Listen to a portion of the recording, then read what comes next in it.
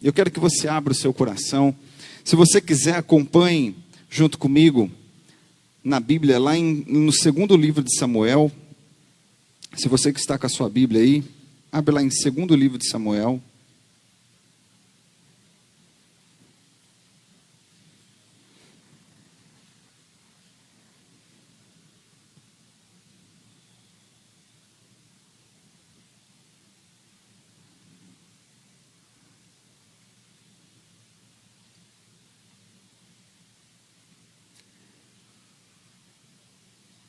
Segundo livro de Samuel,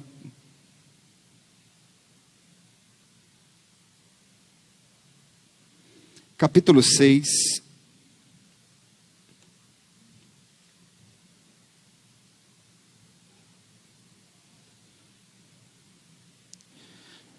Eu quero ler a partir do versículo 1.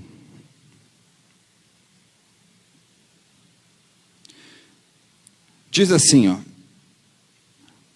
Tornou Davi a juntar todos os escolhidos de Israel, e em número de 30.000, dispôs-se, e com todo o povo que tinha consigo, partiu para Balaá de Judá, para levarem de lá para cima a arca de Deus, sobre a qual se invocava o nome do Senhor, que se assenta acima dos querubins.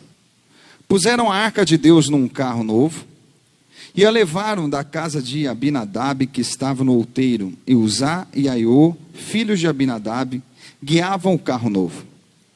Levaram com a arca de Deus da casa de Abinadab, que estava no outeiro, e Aiô adiante da arca. Davi e toda a casa de Israel alegravam-se perante o Senhor com toda a sorte de instrumentos de pau de faia, com harpas, com saltérios, com tamborins, com pandeiros e com símbolos. Quando chegaram à eira de Nacon, estendeu Uzá a mão à arca de Deus e a segurou, porque os bois tropeçaram. Então a ira do Senhor se acendeu contra Uzá, e Deus o feriu ali por irreverência, e morreu ali junto à arca de Deus. Desgostou-se Davi, porque o Senhor interrompera contra Uzá, e chamou aquele lugar de Pérez-Uzá até o dia de hoje. E temeu Davi ao Senhor naquele dia e disse: como virá a minha arca do Senhor? Não quis Davi retirar para junto de si a arca do Senhor, para a cidade de Davi, mas a fez levar à casa de Obed-edom, o geteu.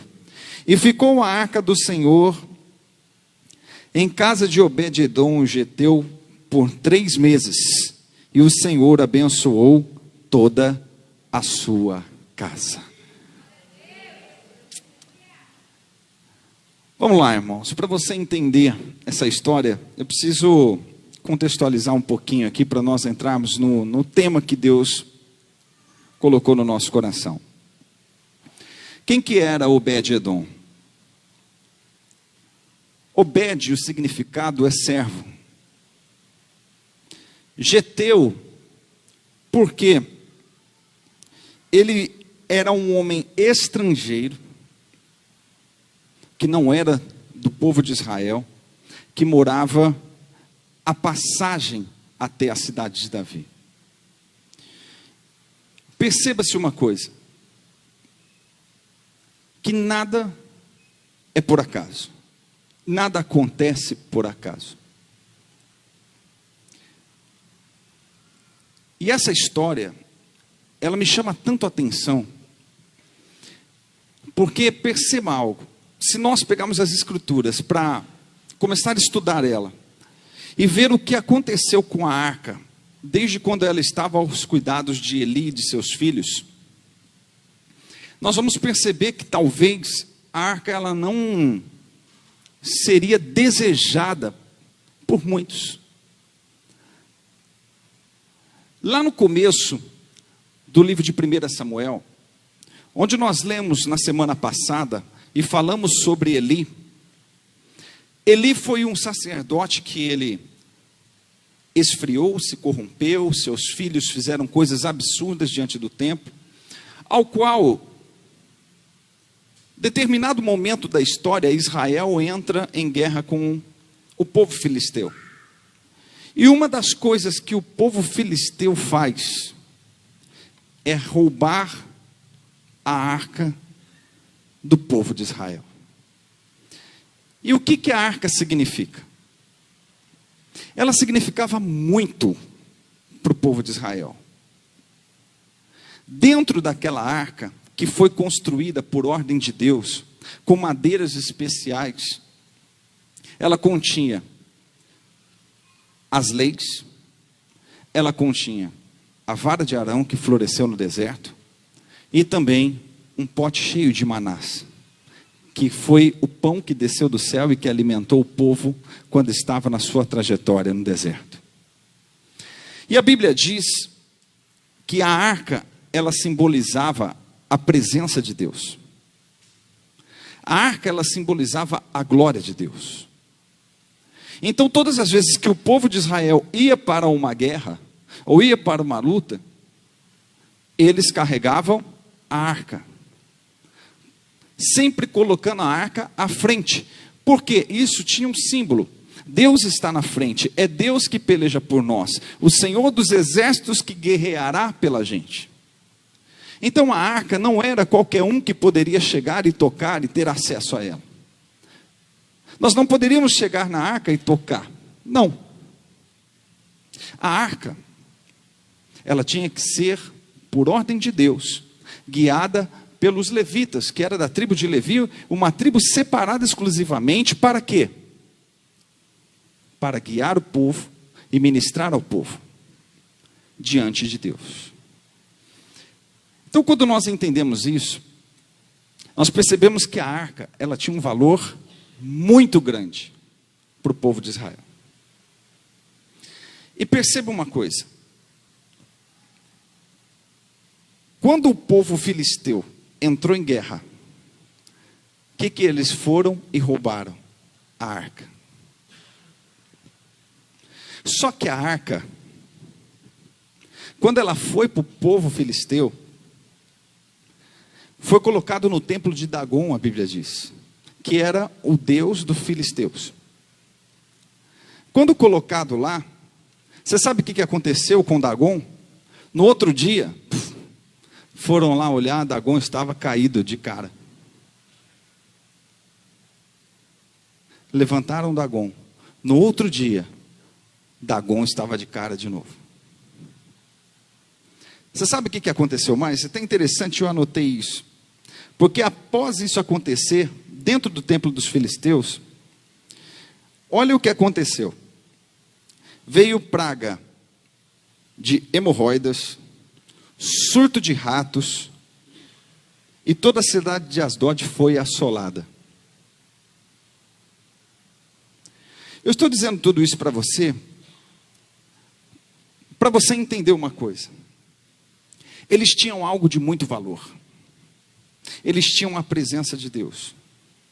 Só que no tempo de Eli, você sabia que o povo não tinha mais o hábito e o costume de ir aonde a arca estava? Eles queriam, sim, a presença, e queria, sim, que o Senhor dos exércitos agisse por eles. Só que eles não tinham mais o hábito de buscar. Eles tinham naquela época Deus, ou a sua presença, como um amuleto. E é muito interessante nós entendermos isso, porque assim muitas vezes nós fazemos. Nós achamos que a presença de Deus é como um amuleto. Eu tenho Deus e Deus tem que fazer algo por mim. Muitas vezes nós queremos que vamos na nossa casa, que oramos na nossa casa. Muitas vezes nós queremos que façam algo pela gente. Mas muitas vezes nós não estamos dispostos a ir buscar a presença. O que faz a diferença em nossa vida é como nós encaramos e vemos aquilo que está diante de nós. Por exemplo, eles tinham a arca, e como eles enxergavam a arca? Como algo comum. No tempo de Eli, o povo desprezava e não dava a arca o devido valor. Lembre-se sempre, falei da arca, eu estou falando do quê? Da presença de Deus. Então eu estou falando da arca, eu estou falando do quê? Certo? Bora lá que agora eu quero começar a pregar então, para você entender. Me ajuda aí. Traz aqui para mim. Pode deixar aqui em cima por enquanto. Mais bonita que essa arca, só a original. Certo?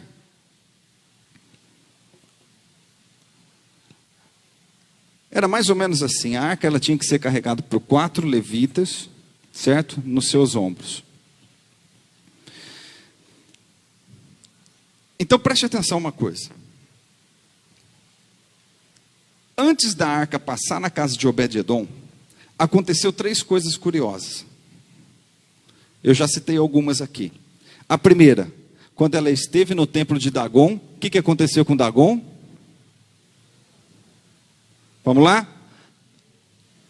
A estátua de Dagon estava de pé, no mesmo lugar da arca. O que aconteceu?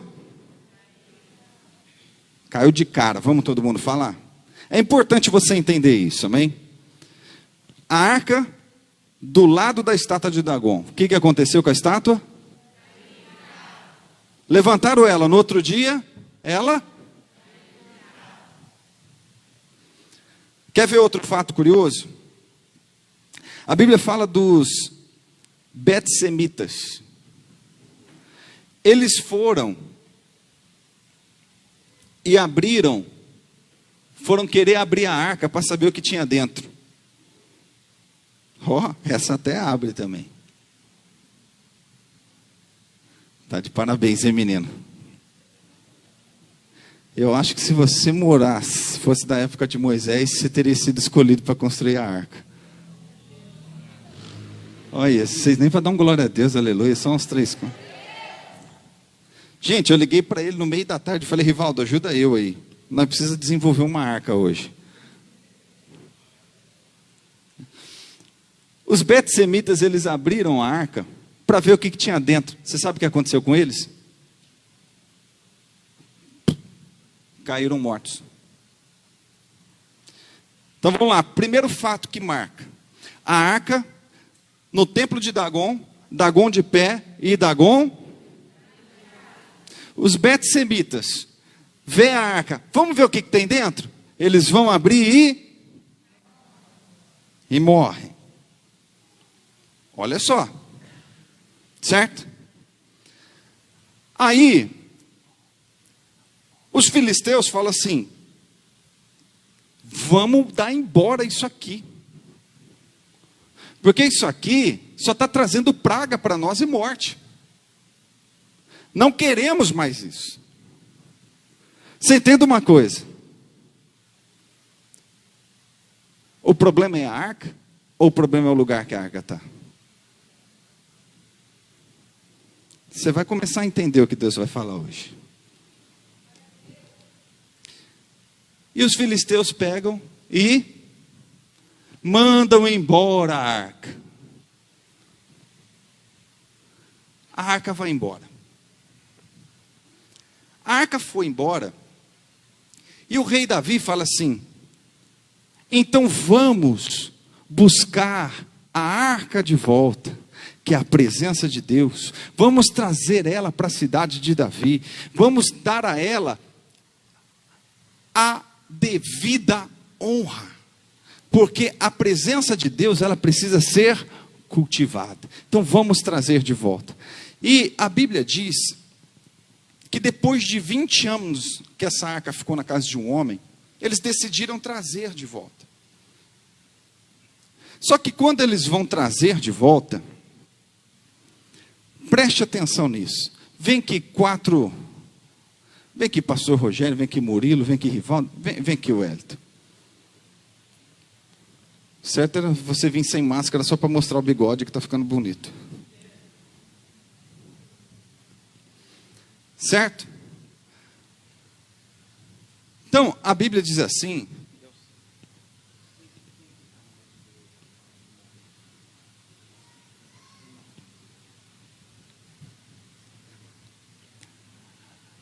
a Bíblia diz que eles falam, vamos trazer de volta, com um carro novo, carro de boi, novinho, bonito.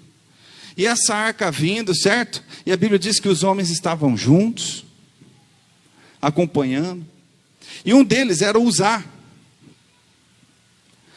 Aí, a arca, vem empurrando a arca. Faz de conta que é o boi, o carro de boi. Os bois tropeçou. A arca foi cair. O que Uzá fez?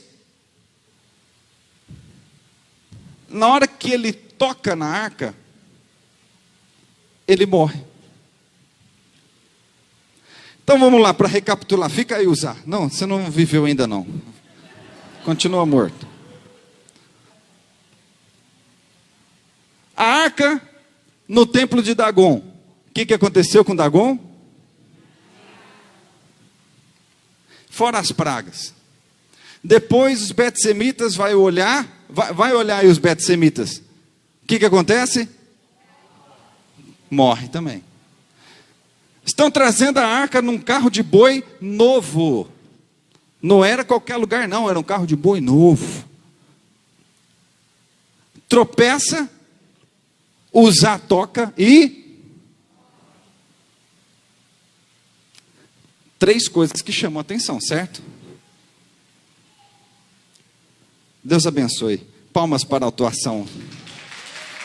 Pode deixar ela aí. Isso. Rapaz, além de construtor da arca,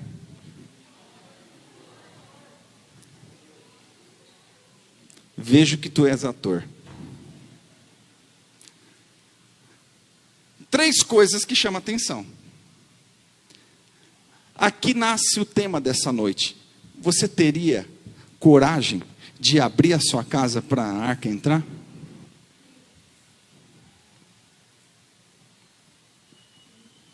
Vamos lá, pensa direito. Pensa friamente, não fala para emoção não.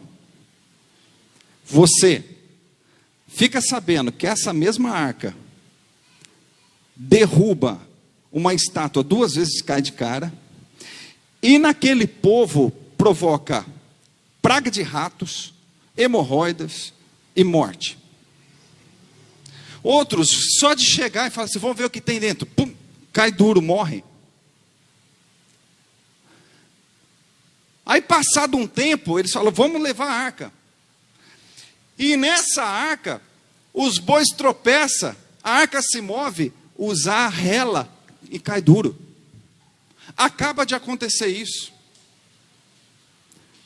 Você teria coragem dessa arca entrar na sua casa?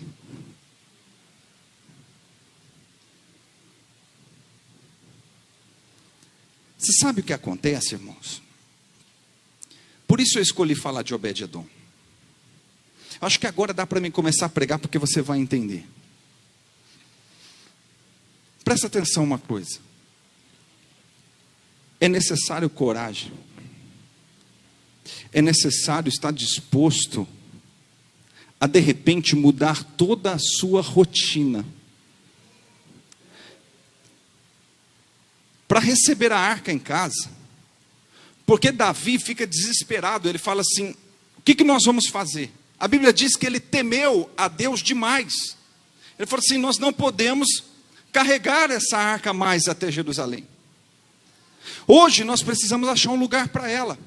E eles acham a casa de Obed-edom, aonde eles pedem para que a arca fique ali. E Obed-edom abre a porta da sua casa para receber a arca. Tinha acabado de morrer uma pessoa por ter tocado na arca, perto da casa dele. Você teria coragem? Você sabe por quê, irmãos? E aqui eu quero falar algo ao teu coração. Para essa arca entrar dentro da casa dele, talvez a cultura dele iria ter que mudar. A rotina dele ia ter que mudar. A postura dele ia ter que ser diferente. Porque entenda algo, a arca, grave isso, ela não vai ficar no mesmo lugar ou no mesmo ambiente que não seja favorável a ela. A arca, ela não vai permanecer, ou ela não vai dar os frutos por causa do lugar. O lugar, ele conta muito. Eu escrevi algo, quando eu estava preparando essa mensagem, e me fez refletir muito. Porque Deus, pensa uma coisa, o que ele estava procurando? Será que uma pessoa perfeita? Alguém perfeito? Para que a arca pudesse estar na casa dessa pessoa, ou nesse lugar?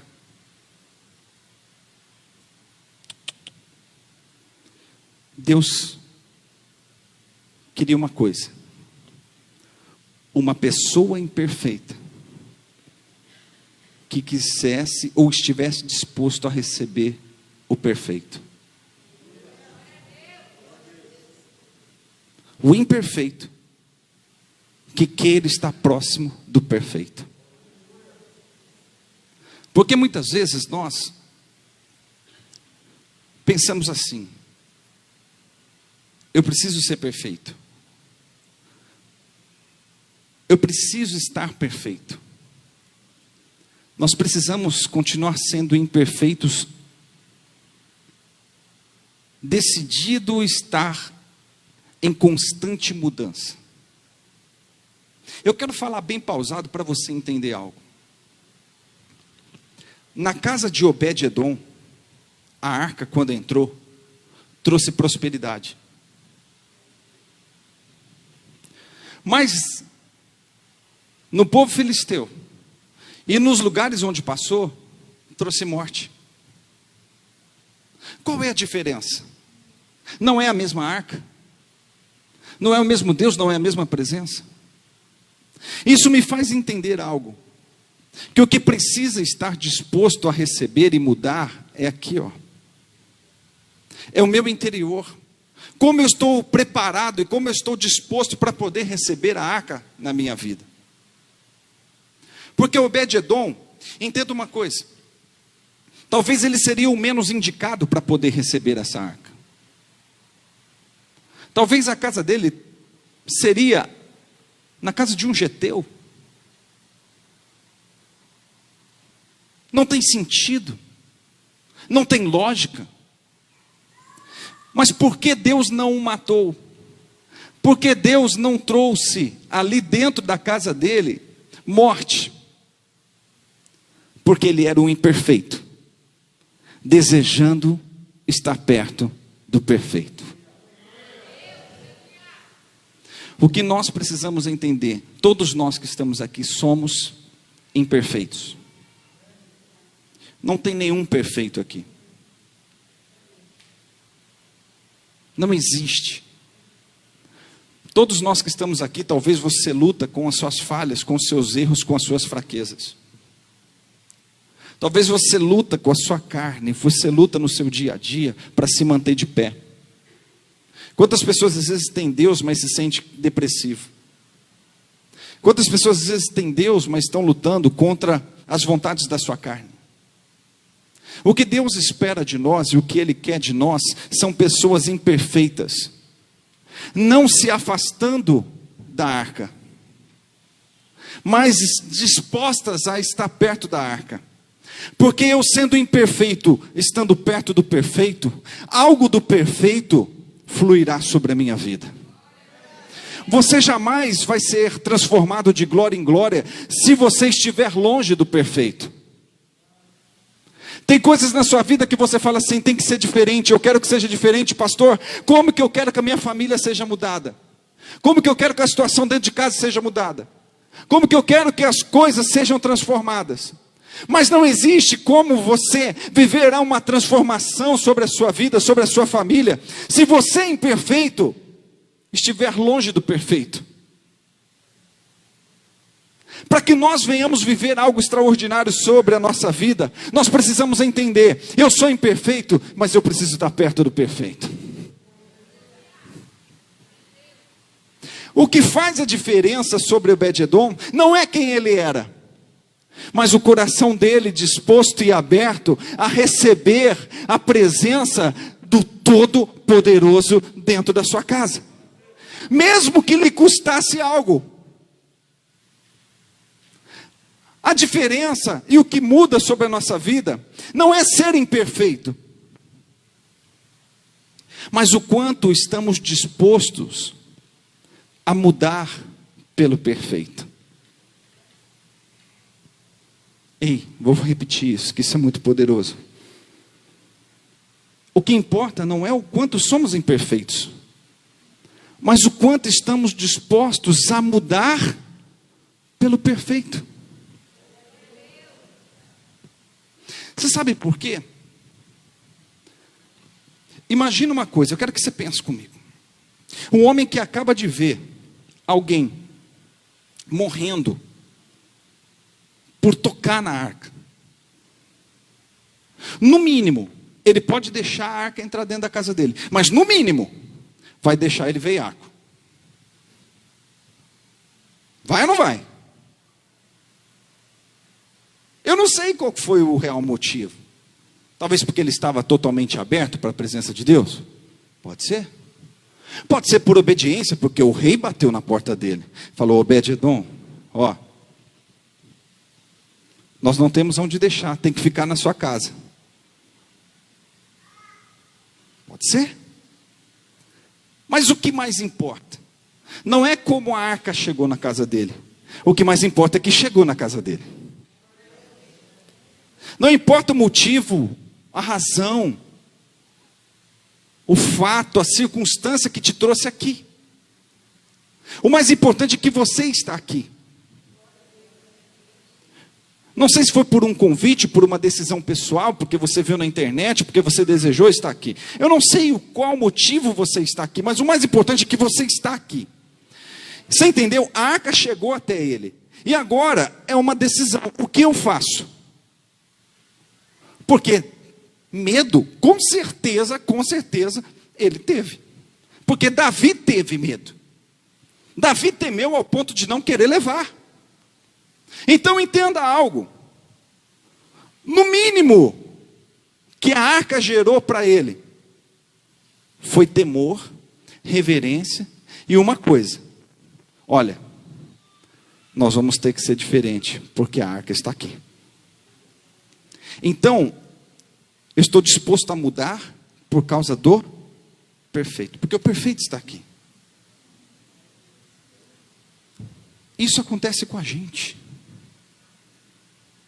Por causa da presença, por causa da arca, muitas vezes exige de nós uma mudança na postura. Perceba uma coisa: pessoas que querem estar perto da arca, mas não estão dispostas a mudar por causa da arca, acabam morrendo. Posso provar para você assim, um monte de gente que estão dentro de igrejas estão mortas. Elas querem a arca, querem estar perto da arca, mas não estão dispostas a ajustar a sua vida por causa da arca. E você acha que isso traz vida? Traz morte. Porque vai começar a acontecer algo na sua cabeça. Olha, tanto tempo dentro da igreja e nada muda. Tanto tempo dentro da igreja eu não vejo Deus agir. Tanto tempo dentro da igreja e eu não vejo nada acontecer. Olha, minha vida é uma mesmice. Estou cansado de altos e baixos. Uma hora estou bem, outra hora estou mal. Porque é isso que gera estar perto da arca, mas não está disposto a adaptar a sua vida por causa da arca. Para eu ter a arca, eu preciso adaptar a minha vida. Eu preciso ajustar a minha vida. Uma coisa, tudo me leva a crer em algo. Por que Deus abençoou tanto Obed? Por que Deus abençoou ele? Porque ele quis a arca. Talvez a grande diferença de Obed para todos aqueles que morreram foi porque os outros tinham interesse na arca. E Obed quis a arca. Isso é muito profundo. A grande diferença de Obed para todos os outros que morreram, talvez fosse uma coisa: o interesse. Por que que os filisteus pegaram a arca e levaram? Por um interesse. Saqueamos o povo de Israel, temos a arca deles, temos o poder.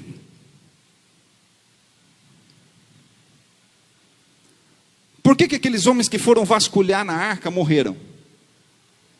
Talvez pelo fato de saber querer o que tinha dentro, para saber se tinha algo de valor. Queria o valor que a arca tinha, mas não queria a arca.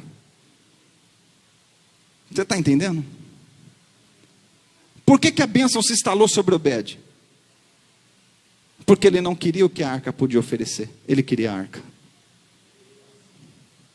O que faz a diferença sobre a nossa vida, e se você quer ver Deus te abençoar de verdade, se você quer ser muito abençoado por Deus, se você quer ver a sua família sendo abençoada pelo Senhor, eu vou dizer uma coisa para você: queira a arca, não queira o que ela pode te dar. Você está entendendo, né? Toda vez que eu falo arca, eu estou falando da presença de Deus, certo? Queira a presença de Deus, não queira o que Deus tem para fazer na sua vida. Você sabe qual que é o maior erro de muitas pessoas hoje em dia? Querer Deus, agora você vai entender o que eu disse lá no começo, como um amuleto. Eu quero para ser abençoado, eu quero para que as coisas aconteçam, eu quero. Tem muita gente que quer a arca apenas por um interesse. Ele não foi abençoado porque ele queria que a arca podia dar. Ele foi abençoado porque ele quis a arca. E isso tem uma diferença muito grande. Você sabe de uma coisa? Quando a gente decide honrar a presença de Deus, quando a gente decide se entregar para Deus, quando a gente decide abrir as portas da nossa casa para a presença de Deus entrar, automaticamente a bênção vai se instalar. Deus vai abençoar a sua casa, porque a bênção é resultado de ter Deus. A bênção é resultado de ter Deus. A bênção é resultado de você apenas abrir a sua vida para receber o Senhor. Você será abençoado automaticamente. Olha o que aconteceu na casa desse homem. A sua mulher não podia ter filhos e ela teve. Tem alguém vivo aí? Rela aí nessa pessoa, vê se está vivo. Vê se está com o batimento cardíaco em ordem, está quente. Está em ordem? Então tá bom. A primeira coisa que aconteceu: a mulher daquele homem que era estéril, não podia ter filhos, teve filho. A Bíblia diz que o Senhor o prosperou grandemente.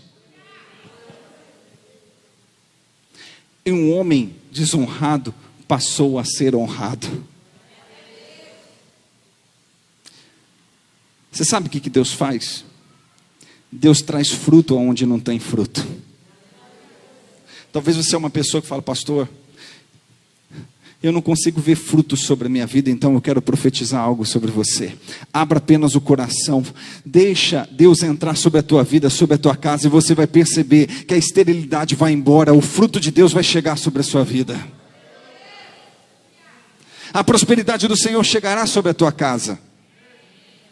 E a honra de Deus chegará sobre a tua vida, sobre a tua família, pelo simples fato de você abrir a sua vida para Deus.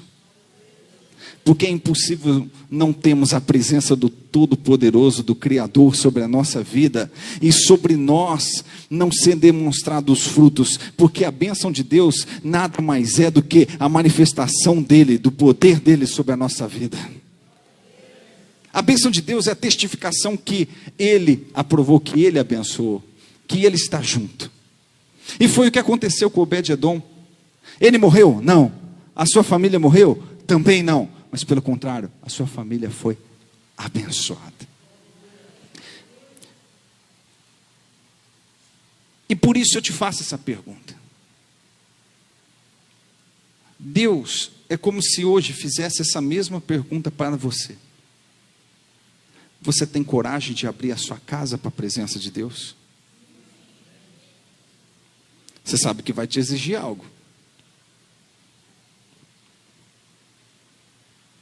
Pastor, eu quero ver tanto a bênção na minha vida. Então para de buscar as bênçãos. Busque a Ele.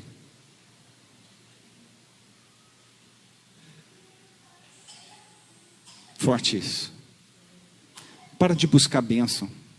Busque Ele. Pastor, eu quero milagre, eu quero porta aberta, eu quero transformação da minha família. Pare de buscar isso. Busque Ele. A tua família verá em você Deus de uma tal forma que será impactado pela tua vida. Portas vão se abrir para você sem você ficar gemendo. Ela vai abrir a porta para você, sabe por quê? Pelo simples fato de você buscar a Ele. Porque se cumpre Mateus 6 sobre a tua vida. Buscai em primeiro lugar o reino de Deus e a sua justiça, e todas as coisas serão acrescentadas. As coisas que você precisa está escondida nele. Então quando eu busco Ele, a bênção se instala. E como que você vive isso no dia a dia? É simples. Acorde pela manhã todos os dias. E separe um tempo para Ele. Nós estamos falando sobre família. Deixa eu te perguntar algo. Você não precisa me responder. Mas quantas vezes você e a sua família pega a Bíblia, abre a Bíblia e lê junto? Isso é um preço. Vai requerer algo de você. Você quer a arca dentro da sua casa? Talvez vai ter que mudar o seu hábito. Quantas vezes você pega, você e sua família, você conversa sobre a palavra? Eu não estou falando conversar sobre a igreja, fofocar sobre a vida dos outros, falar do outro, olha aquele outro. Isso aí só é praga e maldição para a tua vida. Eu estou falando sobre palavra. Quantas vezes o que eu amo é sentar no café da manhã com a minha esposa e nós conversarmos sobre devocional. Olha, eu li isso hoje. Olha como que Deus falou comigo. É muito edificante quando você na sua casa, você traz a presença de Deus. Isso vai exigir de você um novo hábito. Você está entendendo? Para a arca estar na sua casa, vai exigir algo de você. Agora, quantas vezes você faz isso? Quantas vezes você dá a mão com a sua família? Você fala assim, peraí, nós vamos buscar Deus aqui, vamos orar. E você ora, e você clama. Pastor, mas eu tenho um incrédulo, meu marido não acredita, meu filho não acredita. Saiba de uma coisa. Você já experimentou pedir para orar? Deixa eu orar por você, meu filho. Deixa eu orar por você. Às vezes a gente já cria barreiras, né? Ai, não vai aceitar, não. Para, ora junto. A gente às vezes faz tudo junto.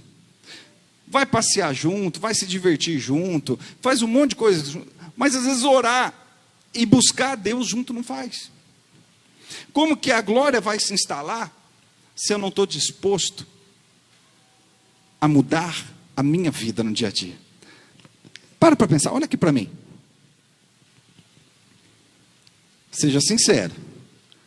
Se o rei tivesse pedido assim para você, deixa a arca entrar na sua casa, e você deixasse, sabendo da reverência que precisava ter, será que todo dia você não passaria diante da arca, dobraria o seu joelho, e falaria ali com a presença de Deus? Sim ou não? Quem faria isso ou não? Imagina, dentro da sua casa está a arca. E se eu falar para você que a Bíblia diz assim lá em 1 Coríntios, que hoje A presença de Deus já não habita mais em templo feito por mão de homens, mas Ele habita dentro de você. O Espírito Santo habita dentro de você. Ele está dentro de você, vive dentro de você, o Deus Todo-Poderoso. O Espírito de Deus está em você. Então por que nós não paramos e falamos com Ele e damos a Ele toda a reverência? Essa é a diferença. É porque muitas vezes nós precisamos ver algo. E a presença de Deus não pode ser um amuleto. Ele já está aqui. Ele está aqui, dentro de você. Entenda algo. Pare de buscar a bênção, mas busque Ele. Seja apaixonado pela presença dEle. Deseje a presença dEle dentro da sua casa. Tem gente que é acostumado com briga, né? Se não brigar, se não tiver uma discussão, parece que está faltando alguma coisa. Se acostume com a presença. É muito melhor do que discussão. É muito melhor do que desarmonia. Acostume em ter Ele dentro da sua casa. E você verá o que vai acontecer. Eu quero que você fique de pé.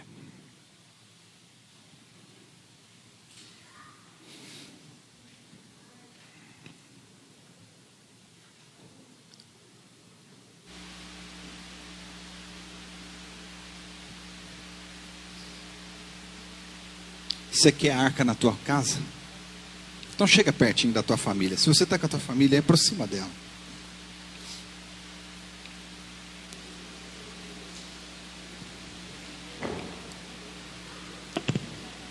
Encosta. Se você quiser fazer uma roda, se você quiser abraçar, fique à vontade.